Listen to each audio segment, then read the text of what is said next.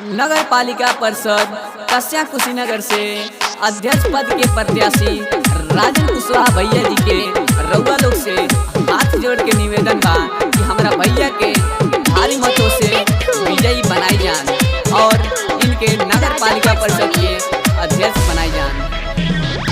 कुशीनगर का मैं नाम करूँगा, बन के अध्यक्ष ऐसा काम करूँगा, कुशीनगर का मैं नाम करूँगा, बन के अध्यक्ष ऐसा काम करूँगा।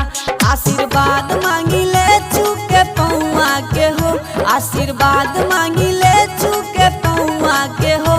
चाची रखी हो ख्याले बेटौआ के हो, चाची रखी हो ख्याले बेटौआ के हो। डीजे मिट्ठू, डीजे मिट्ठू, राजा पटसोनी, बेटौआ के हो। मिक्स बाय अनिल भोजपुरिया।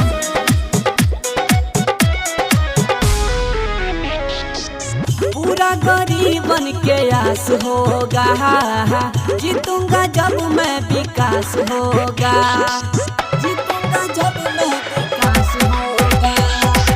पूरा गरीबन के आस होगा, कुशीनगर का विकास होगा।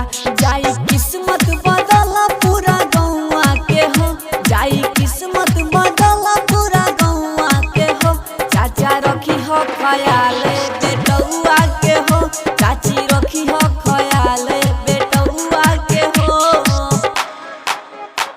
बेटौआ के हो, बेटौआ के हो। मिक्स बाय अनिल भोजपुरिया।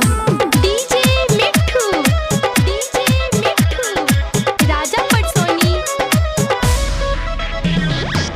जीत जे जाई बेटौआ तोहार, ए चाची खुश हो जाई गौवा जवान, ए चाची खुश हो जाई गौवा जवान।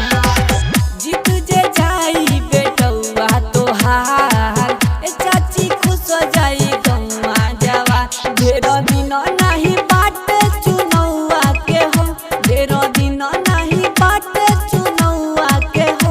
चाची रखी हो ख्याल